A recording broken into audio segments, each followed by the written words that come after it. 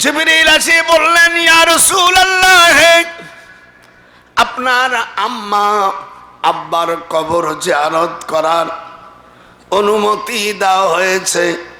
হুজুর সঙ্গে সঙ্গে হুজুরির মার কবরের কাছে যে কবরা উম্মিহি পড়ে, কবরা উম্মিহি, উম্মি মানে মা, উম্মি মানে কি মা।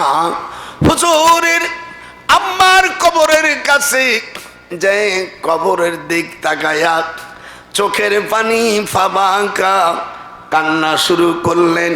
সাহাবীরা 1000 সাহাবীরা যারা ছিলেন ও আবকা, তারাও কাঁদতেছিলেন।